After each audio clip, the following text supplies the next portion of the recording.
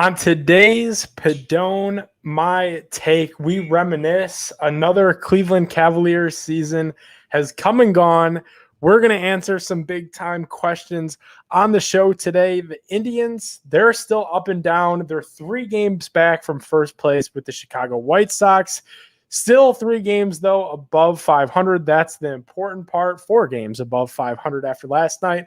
We're going to get into some Cleveland Browns betting odds before we get into our plays of the week, as always, presented by BigPlay.com. Big Play is our generous hosts of Pedone My Take. As you can see, I am not in the Big Play studio tonight, in a makeshift studio, but that's okay.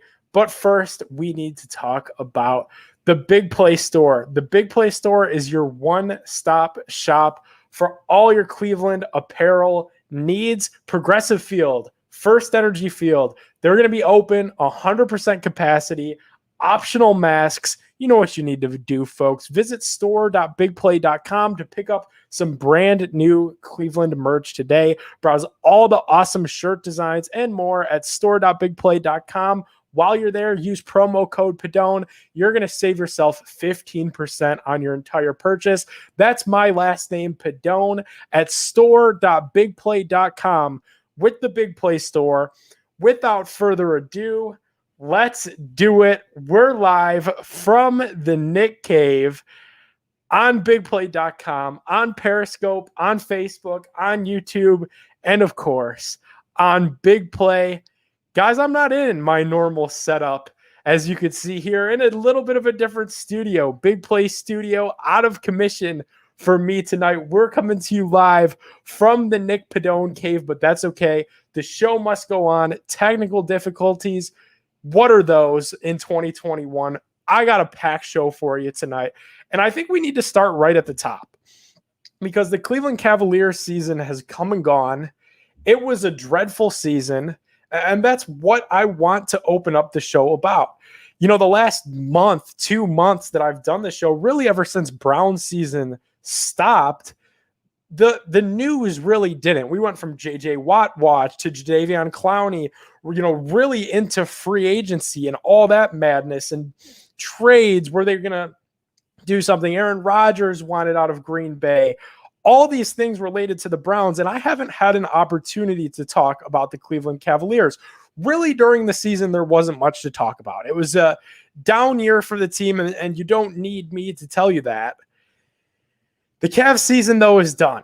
Hallelujah. The question that I'm posing to you all tonight, drop a comment live. We could pin the comments live on bigplay.com. Put your comments right up on the screen here. Do you consider this Cleveland Cavaliers season to be a success? Yes or no? Was the season a success? And I know what you're probably thinking. You're probably like, Nick, what the hell do you mean was this Cleveland Cavaliers season a success? They fell tremendously short of expectations. They finished the season 22-50. They finished the year winning just 1 of their last 10 basketball games. Finished 11 games back from the play-in tournament. They're in the NBA lottery for the 3rd straight year with decent odds at the number 1 pick and almost surefire odds at a top 5 pick. What do you mean was this season a success? This was horrible. It was painful to watch. There were some things that went right for the Cavs this year. And I'm not doing this show and this segment today to prop up the Cavs because really watching them this year broke my heart. It did. But here's where I'm at. It depends on what you consider success. We saw Colin Sexton take strides in his development, not only as a scorer, because we knew he could score, but also as a playmaker. We saw Darius Garland really grow into why Darius Garland was the 5th overall pick. After the All-Star break, we saw Isaac Okoro impress. We saw the team make a trade and acquire Jarrett Allen at the trade deadline in the James Harden blockbuster. We saw the Cavs be aggressive. And I think at this juncture in the rebuild, I don't know how much more you could ask from the Cavs. We have a couple comments rolling in already. Ed in Columbus tweets the show. Call me crazy, but I want to hire another Michigan coach, Juwan Howard, but he has a good thing going. hire Ed Stefanski to be the team president. Yes, Kevin's father.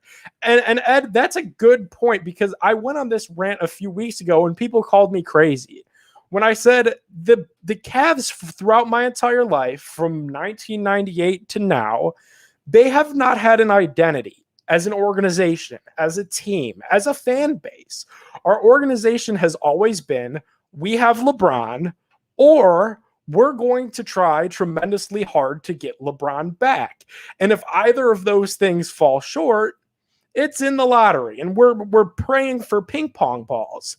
Whereas the Cleveland Browns wandered through the desert for 20 years, the Cleveland Indians were horrible since their World Series appearances in the 90s, and complete culture change. The Indians hire Terry Francona, call up Francisco, make it to the 2016 World Series against all odds. Nobody expected that. Come one game, one inning shy, one rain delay shy. The Cleveland Browns, 1-31, had still retained Hugh Jackson, then went ahead and hired Freddie Kitchens, which was a mess. Turnaround, okay. Divisional round of the playoffs. This year looking for more. It seems like these two organizations that we have in town, the recipe for success is right there. And to Ed and Columbus's point, what did Kevin Stefanski do? What did Andrew Berry do? They established a culture. And I was a part of the masses of people that were making fun of Jimmy Haslam, of J.W. Johnson, of Paul D. Podesta for constantly throwing the alignment buzzword down our throats. I was quite frankly sick of it. Alignment. Well, that just means we're going back to analytics. We're going to trade away draft picks, and we're going to be really bad again. That's what I thought alignment was in the city of Cleveland. Call me crazy, but the Cleveland Cavaliers, the one thing that they need more than anything right now is alignment. And say what you want about Koby Altman, say what you want about the draft picks, and we're going to get into that in this first segment. But the Cavs are struggling right now. They found key growth. Sexton improved. Garland improved. Okoro improved throughout the season. Jared Allen, you were right there along with the way, part of the young core now. You also found some clarity along the way, did the Cleveland Cavaliers. You found out that Kevin Love is not good. He's a shell of his former self. And you're really not going to be able, at least in my opinion, to see the bigger picture until Kevin Love is off this basketball team. There's nothing wrong with that. Sometimes in sports, mistakes happen. This one just has to be a colossal one, and one that the Cleveland Cavaliers will have to find a way to recover from, whether it's through a trade, whether it's through a contract buyout, whatever that might be. That's an issue. You also found out that the Andre Drummond experiment didn't work, and you were able to at least move on and clean your hands from that. You also found out one very important thing, and this is what I hope Cavs fans might be able to walk away from tonight's show, remembering, thinking, as we progress through this Cavs offseason into the draft lottery with the ping pong balls and ultimately into the NBA draft. The Cavs learned one thing this year, in my opinion, and that's that you're probably going to be in the NBA draft lottery again next year. There's just no beating around the bush. Even if the Cavs get the number 1 overall pick and draft Cade Cunningham out of Oklahoma State, would be an instant fit. Plays small forward, could score the basketball, would be a good, component with the Sexland backcourt, with Jared Allen up front. Hell, could probably even play with Kevin Love. But here's the thing. Does Cade Cunningham move the needle enough for a team that missed the play-in tournament by 11 spots? Am I crazy? Tweet the show at Pedone My Take. Tweet me at NickPedone12. As always, just drop a live comment. I don't know. I don't know that one Cade Cunningham, one Jonathan Kuminga, one Jalen Green changes the direction of this organization all that much. And to me, that's what I found out this year. I found out that it's more than likely that the Cavs will end up in the lottery again. I'm saying that they're going to be there. And I hate that. You guys heard me go on the rant. The little bit that I talked about Cavs this season was during the regular season when things weren't going right and I was throwing a fit and I said, I don't want to play for ping pong balls. I want to win some basketball games. I want to get these guys some good quality rhythm together, whether it be play-in tournament, which we'll talk play-in tournament at the end of the show in our Plays of the Week segment. I really thought and I really hoped, maybe against my better judgment, that this team was going to do better things this year, that Isaac Okoro could fix the defense, that Kevin Love could come back and be, just a double-double a night. And none of those things held true. And that's okay. But what I learned is that it's hard to do this in the NBA. And you could look around. The proof is in the pudding. Zion Williamson and the New Orleans Pelicans, where are they? They're not in the playoffs. That's who we all wanted. We all wanted Zion. How about John Morant, the number 2 pick from that draft? Where are they? Right? They're in the play-in tournament tonight. They're going to try to battle in. If they lose, they're out.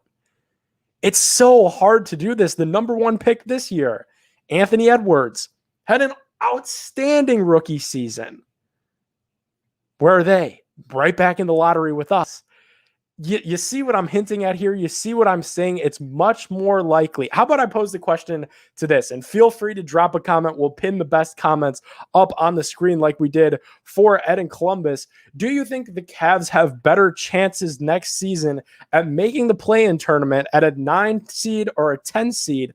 Or are you like me and think they'll be back in the NBA draft lottery? And I don't think there's anything wrong with doing it this way because we've seen progress. And I know the first question that we put out there is, was this Cavs season a success?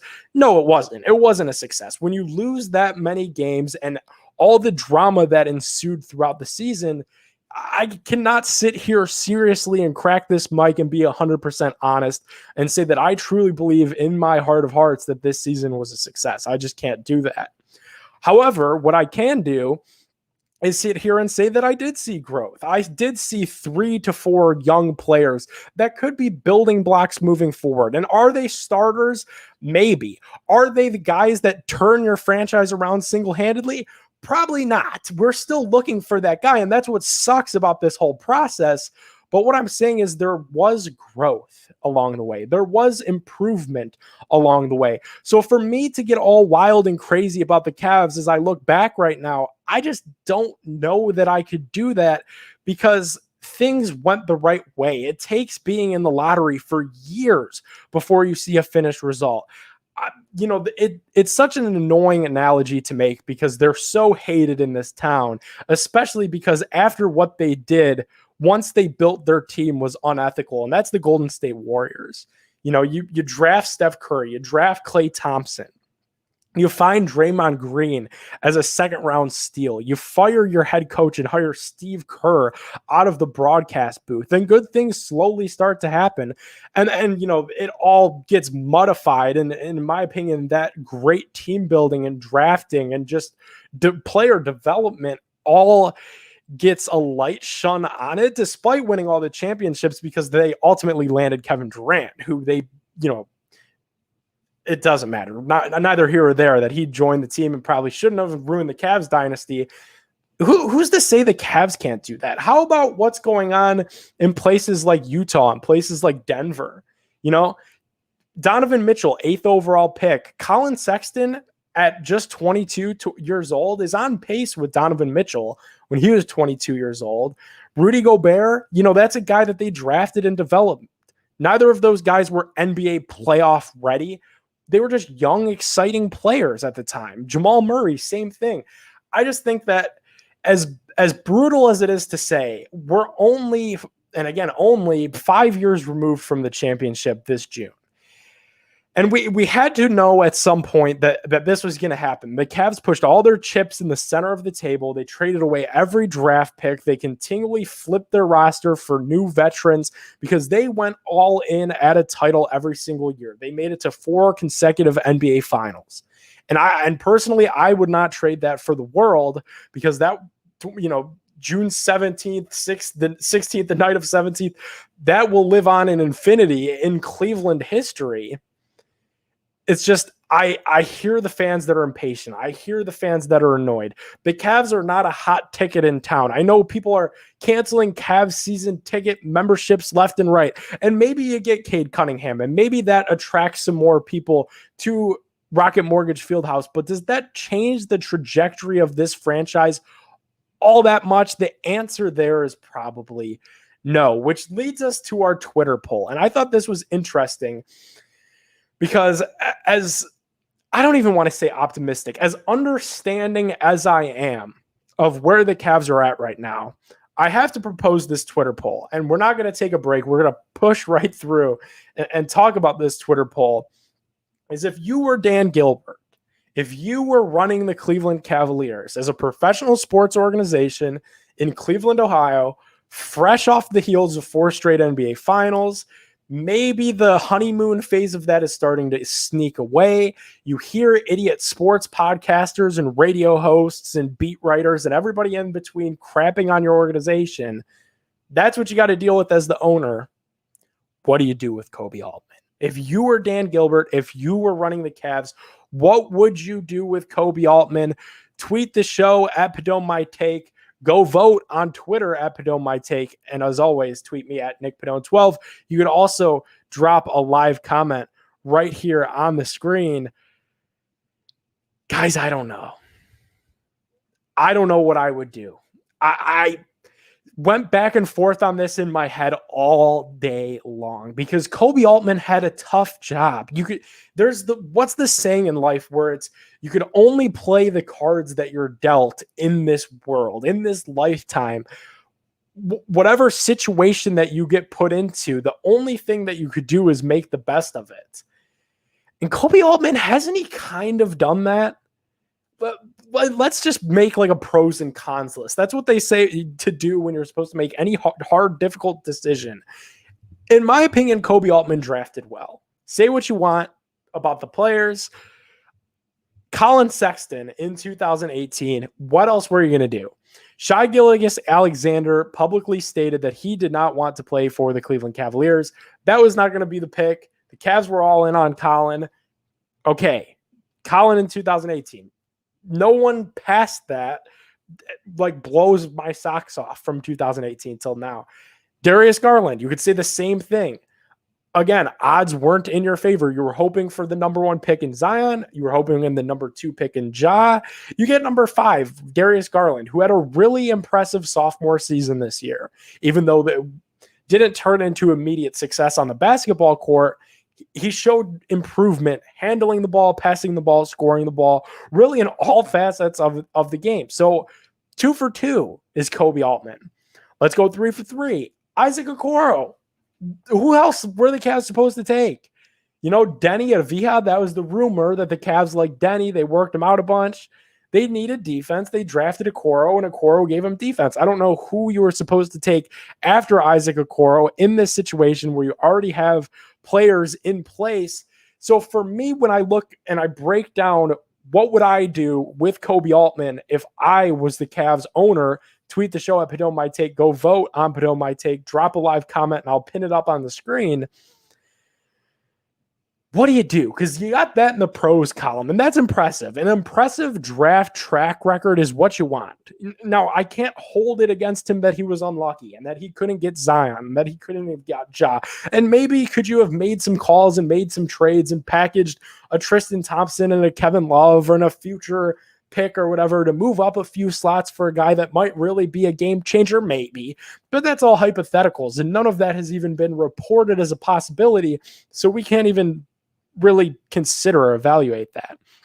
Also, let's throw this in Koby Altman's, pros side, is he got Jared Allen for basically nothing at the trade deadline in a huge blockbuster trade that the Cavs generally had nothing to do with. What more do you want? So then those are the pros, but then I go like this. Okay, well, let's talk about the cons.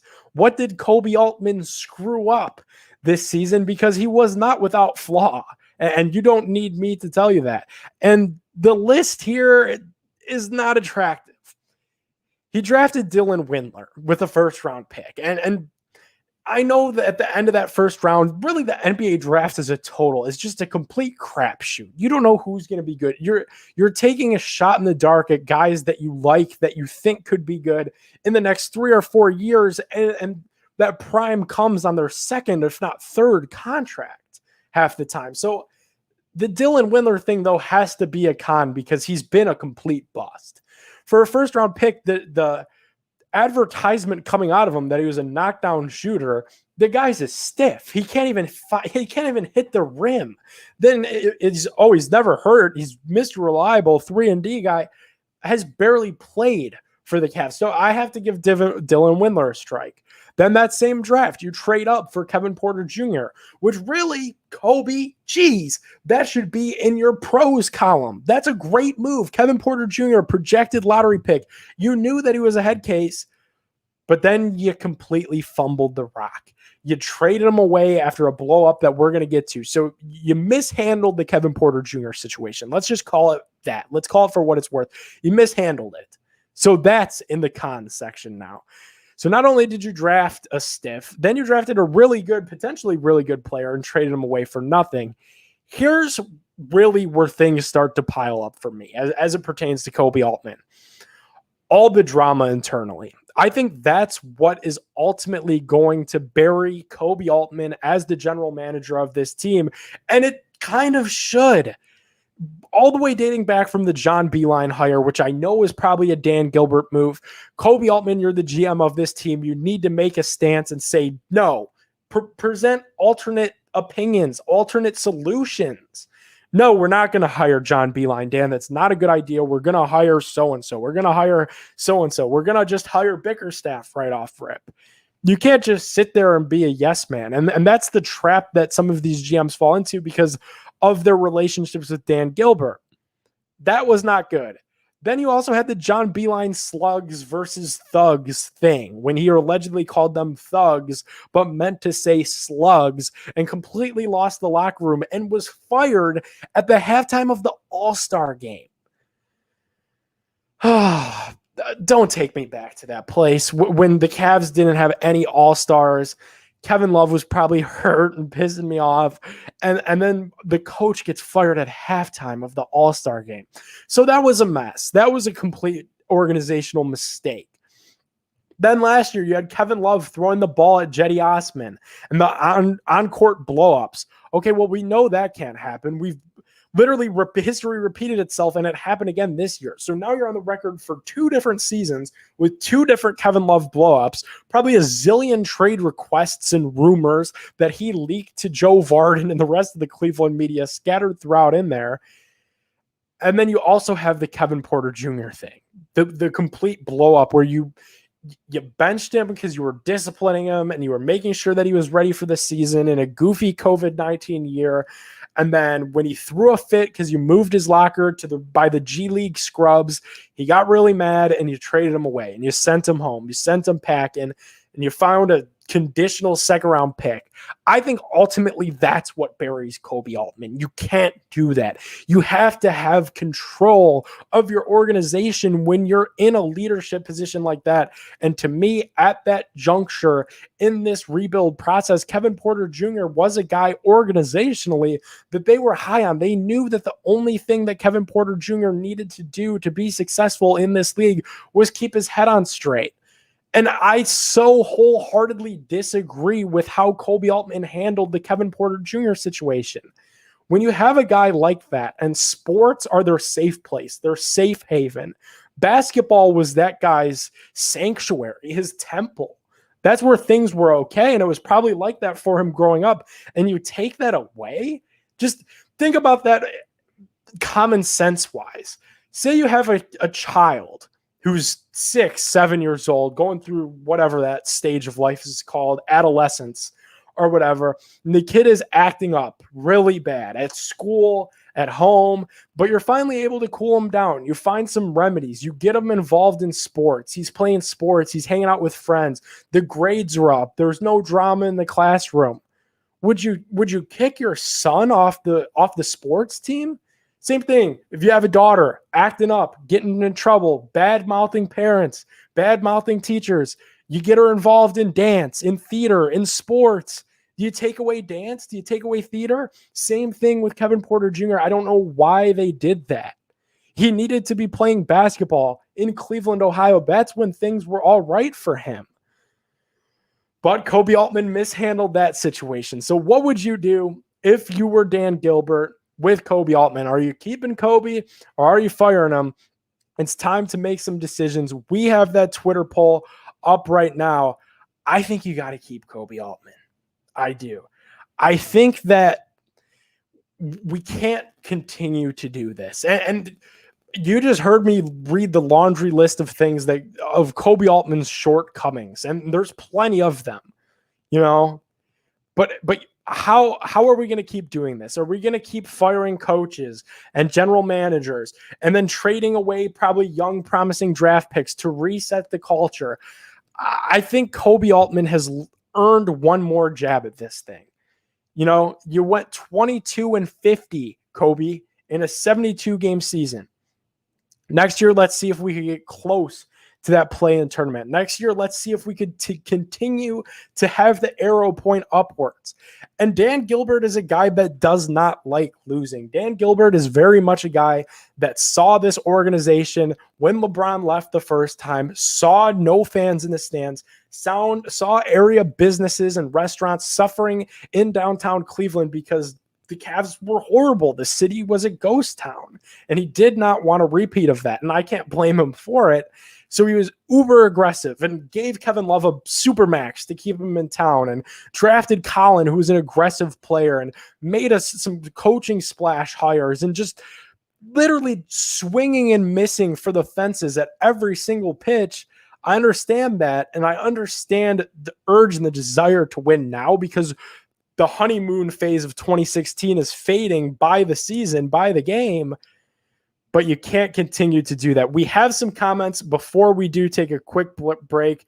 Skeesel comments in and says, I say fire him. We could have got something for Kevin Porter Jr. and Andre Drummond. Skeesel, you're probably definitely right about Kevin Porter Jr. Definitely feel like that was the big one that's mishandled. That could possibly go wrong.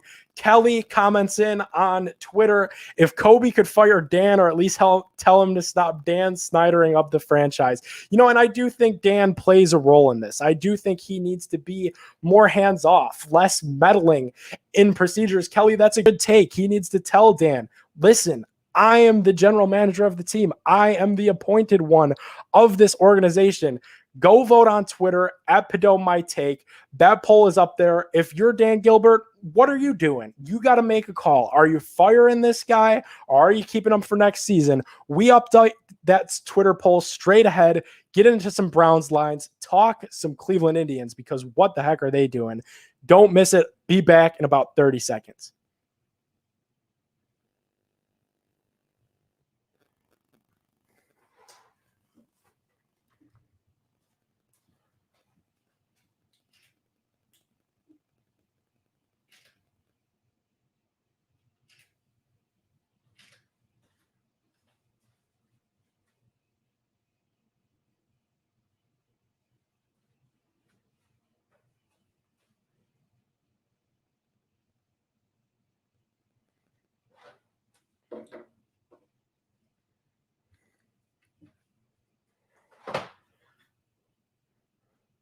Alrighty, welcome on back in Pedone My Take. We're streaming live on bigplay.com. We're also on Facebook, Twitter, YouTube, Sportscaster. My name is Nick Pedone. If you're just joining us, we had a poll up on Twitter.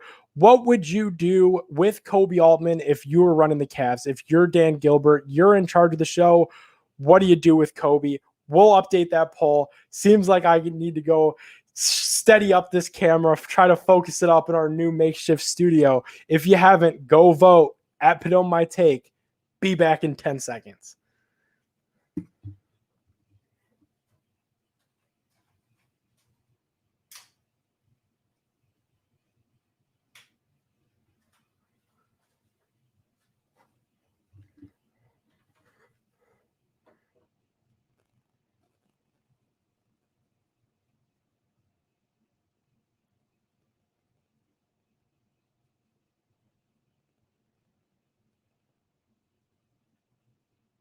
Alrighty, welcome on back in. Pedone My Take. The results are in. If you were running the Cavs, would you fire Koby Altman? 75% of you guys are saying yes. You would part ways with Cavs general manager Koby Altman. Only 25% of people are saying no. They would retain Koby Altman. We have a comment tweeted into the show. Illegal Ham sends us as Cavs GM. What has he officially done? Did he trade Kevin Love? Nope. So because of that, yes, I would fire him.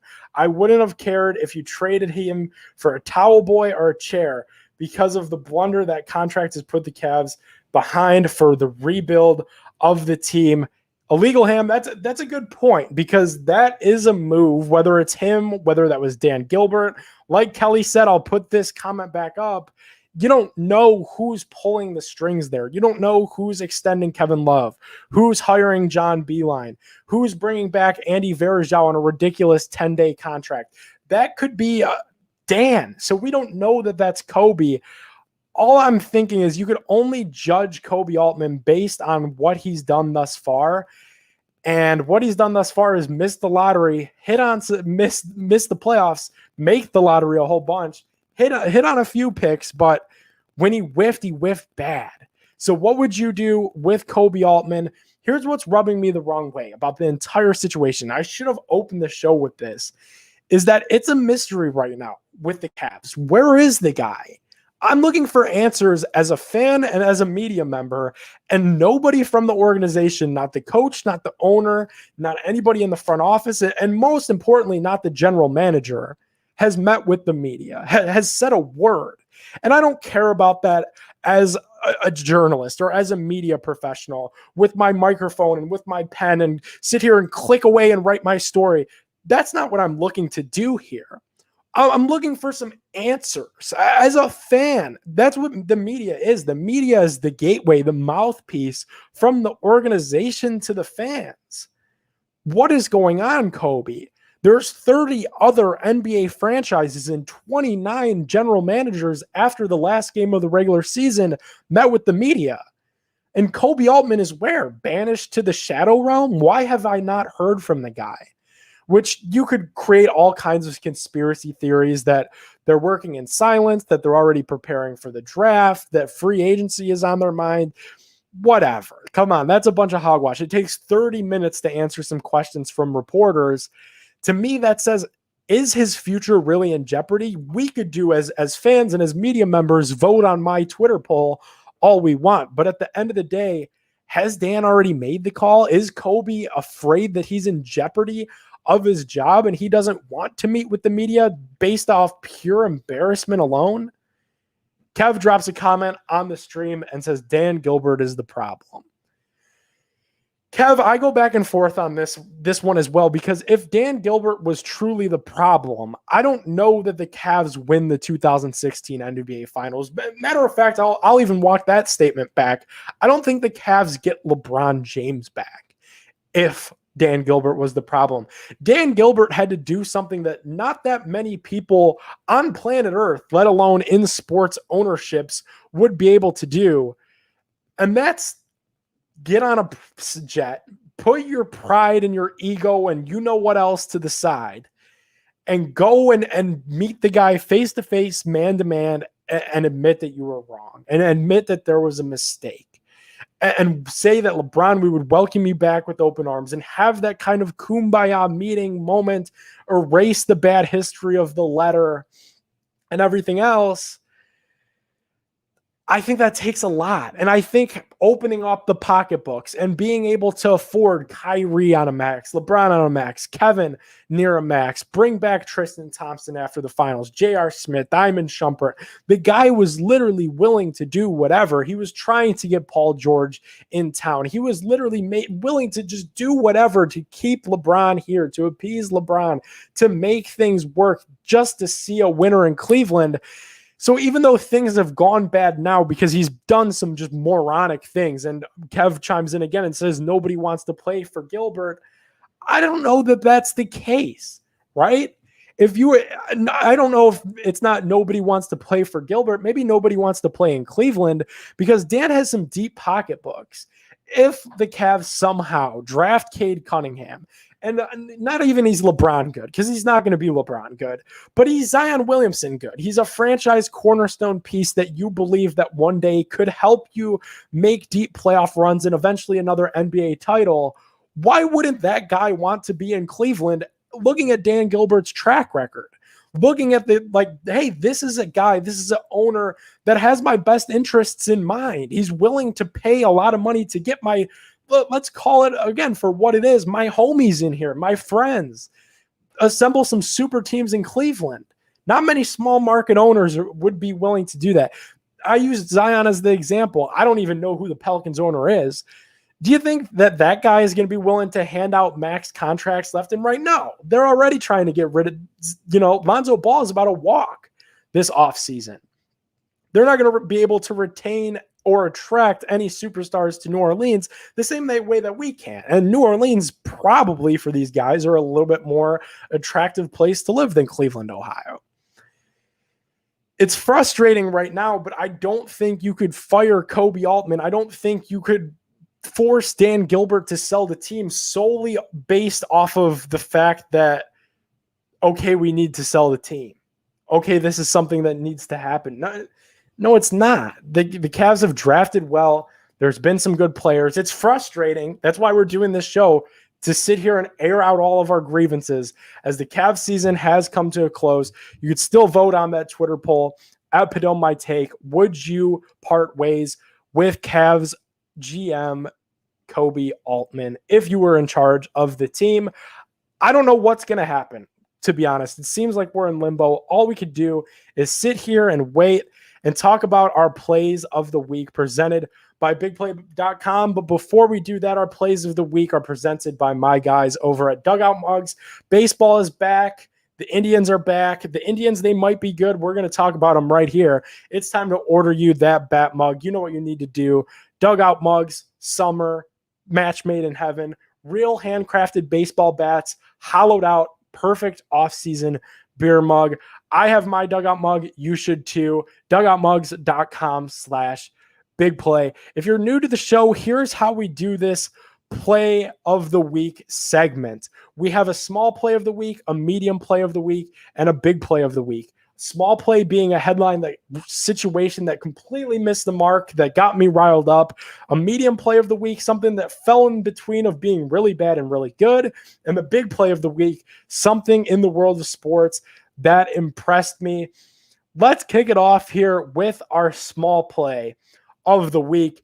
And that's Paul Dolan. And I know what you're probably saying. You're probably like, Nick, how could it be Paul Dolan? The Indians look okay. The Indians, full disclosure, have exceeded my expectations this year.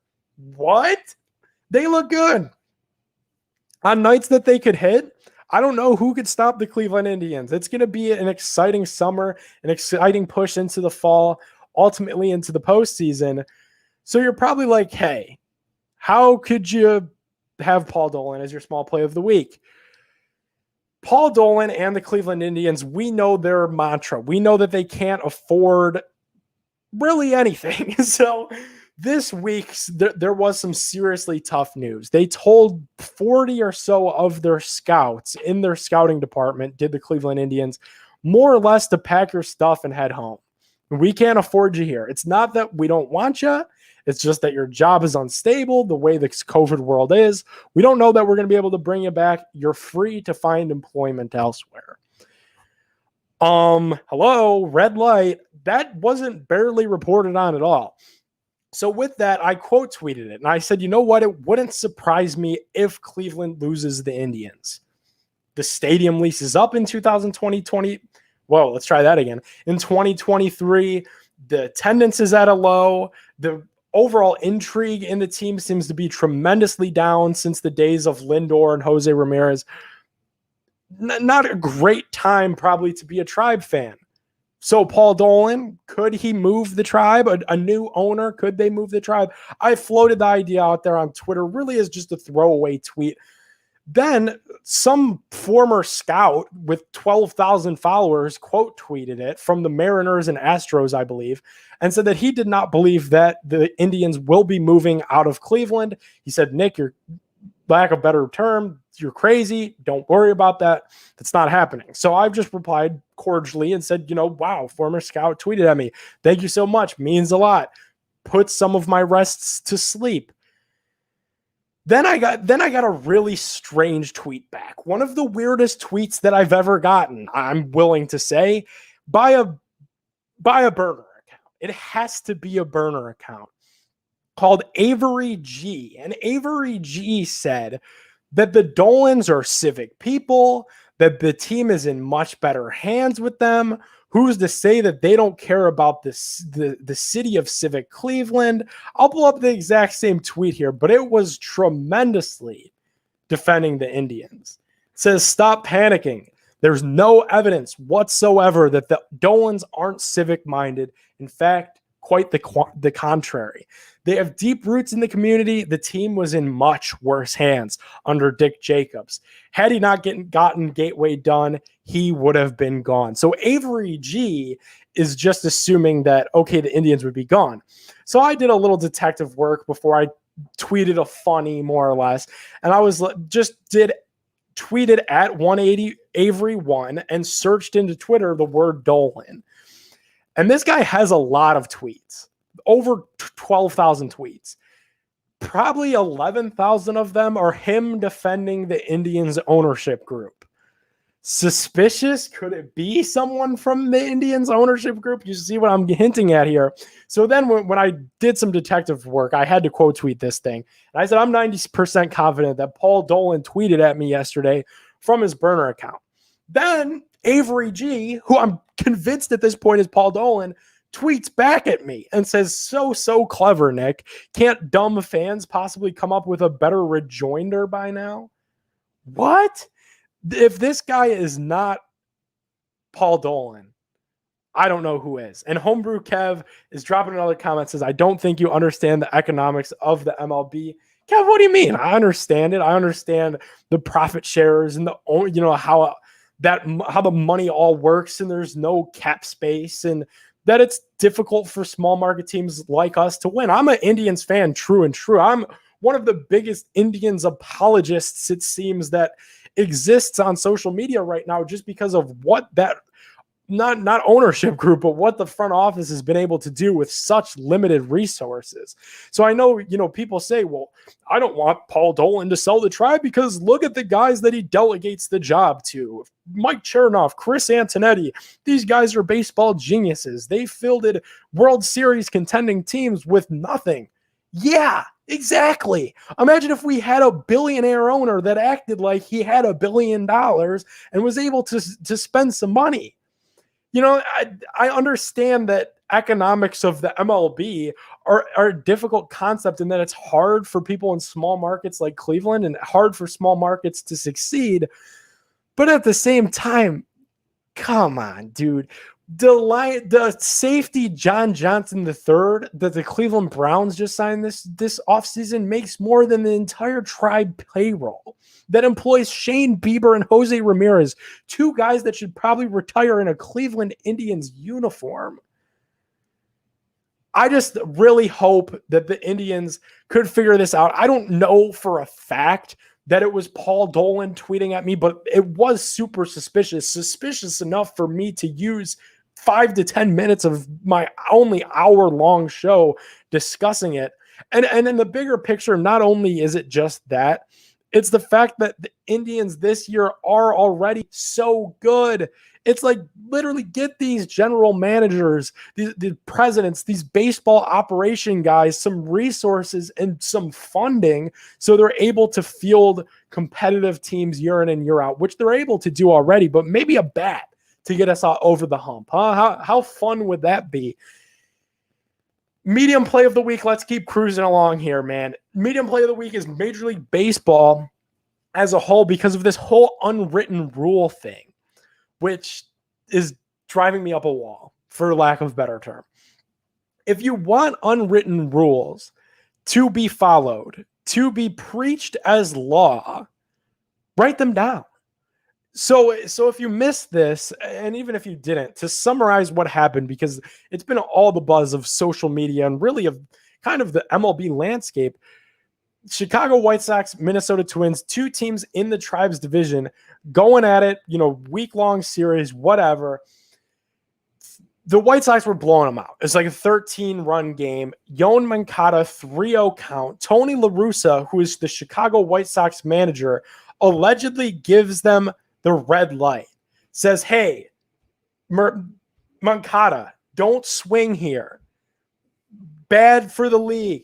Moncada waved him off. Whatever. Maybe he didn't see the sign. Maybe he ignored it and he said, you kooky old man, I'm swinging for the fences. I don't know what happened. But he hit a home run. He goes yard. And we remember this debate from last season. I did this. Literally, I had deja vu when this happened. And when I was writing down these show notes, because in my head, I'm like, wait, I literally already did this show. And then I was like, that was a year ago when this happened with Fernando Tatis Jr. If you want these unwritten, stupid rules to be followed, write them down. Make it a point in these winter meetings where these owners and executives and baseball PA people and the big wigs get together, sit down and say, hey, what are we going to do when it's a 14-run game and it's a 3-0 count and there's a position player that is the fastball couldn't even get a speeding ticket on the highway because it's rifling in there at 55 miles an hour. What are we doing with this rule? To me, baseball suffers for a number of reasons. The big being the whole blackout and the schedule, and you can't see certain games in certain places even when you should. That whole thing is ugly and a mess. But the bigger thing is, what's the appeal to Gen Z? What's the appeal to the kids that are my age and younger that are going to be the ones that make or break live sports and live entertainment as we know it? Because why would you watch a 3-4 hour baseball game when you could see the highlights condensed on a 2-minute YouTube video tomorrow? That's where baseball struggles, in my opinion.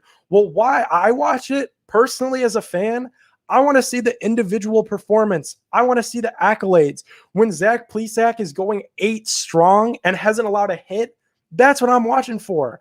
When Jose Ramirez is bombing dingers to center field against the Angels in the first inning, that's what I'm watching for. I want to see the excitement and the big plays. And in baseball, and that's in any sport. Same with football. You want to see the interceptions. You want to see the touchdowns. You want to see the long 50-yard bombs. In basketball, you want to see deep threes from Steph. You want to see dunks from LeBron. Same thing in baseball. What is there exciting to see?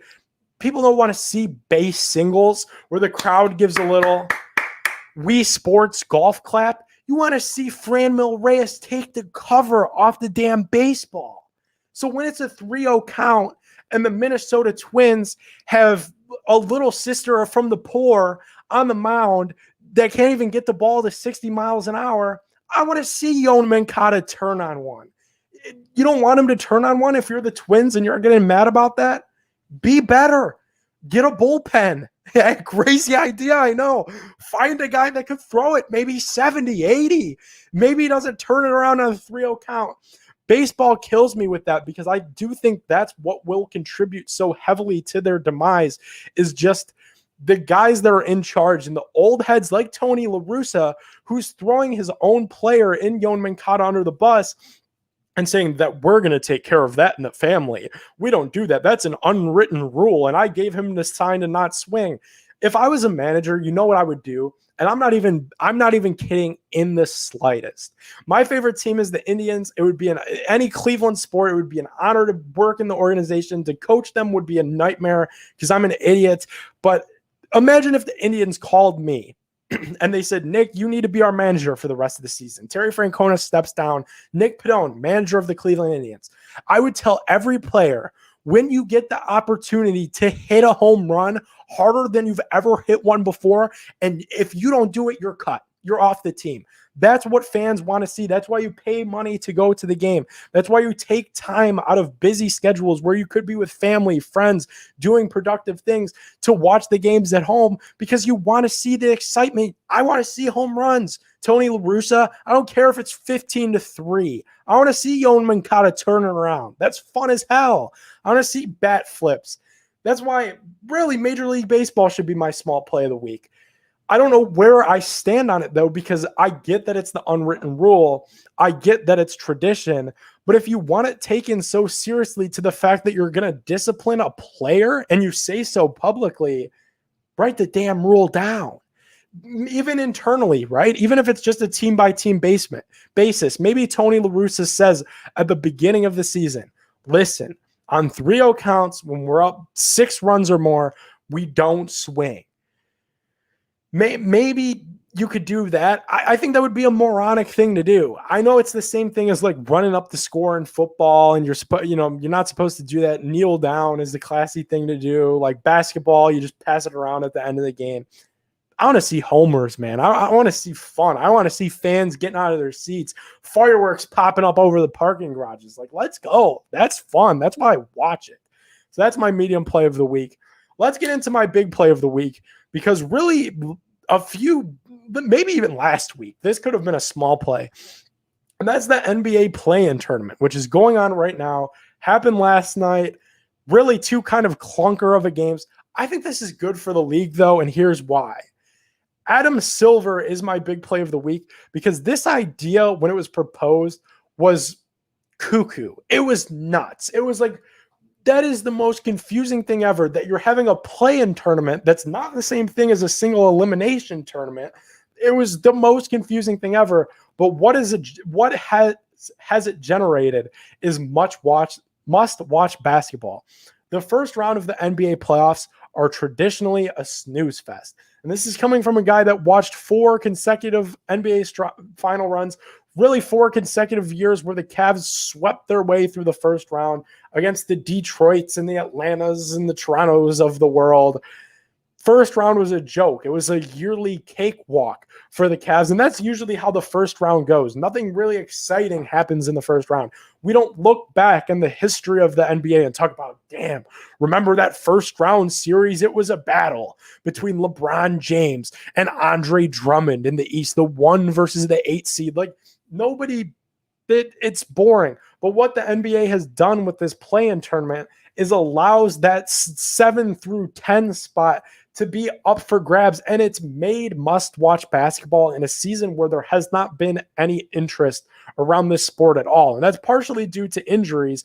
But tonight at 10 o'clock, after working all day today and after doing this podcast all evening and all night tonight, I'm going to sit down and watch LeBron James and Steph Curry go head-to-head, watch that game in its entirety. And there's going to be buzz around it on social.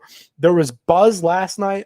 Washington Wizards and Boston Celtics game, the Memphis game, or the Indiana game, rather, even though that one was a clunker against Charlotte. This is for the best of the league, for the best of the sport, because otherwise nobody would care about the play-in tournament. People wouldn't care about the season ending and going right into the first round, because where's the interest? Where's the fun in that? Like, let's literally just spring through this thing and get to the next round, get to the conference finals, get to the championship. Now it's exciting because, okay, tonight, what if the Lakers lose? Then they have to play another one. Then Golden State's in. How does that change the bracket? I like it a lot. And at first it was a wild and exotic idea that a lot of people hated. But to me, it's kind of brought some instant gratification. Like I said, in a year where things didn't matter, it's up for grabs. Could you imagine if the Lakers lose tonight and get bounced again tomorrow? That'll be the thing. That'll be the issue, is that everyone will be saying, well, this will never stick because LeBron got eliminated. Same with Steph. Like, Steph, in my opinion, should be the MVP this year. If he goes home, it'll look like a bad move. But for the immediate, for the right now, I'm going to hop off this podcast and go watch this thing. So it's a win for the league because it's a must-watch event in prime time at night on a weeknight. You're going to have eyeballs from all over the globe, and that's a good thing when you're trying to run a sport. What a crazy hour. I hope you guys had a ton of fun tonight. Thank you to everybody who commented. This was a struggle, man. I did not think my computer was going to act up against me today. I really didn't know how I was going to pull this show off, but I managed to do it, not from the Big Play studio, from the Nick Cave. Huge thanks to everybody in the comments, everybody who voted on the Twitter poll. Great stuff right there. As always, big thanks, bigplay.com. Get your big play merch, get your Pedone My Take merch. How about that? Cleveland merch in general. You need some new shirts. You need to get to that ballpark. Store.bigplay.com. Use promo code Pedone. That's my last name, Pedone, for 15% off your entire purchase with the Big Play store. For bigplay.com. My name is Nick Pedone. Thank you guys so much. We'll see you again next Monday.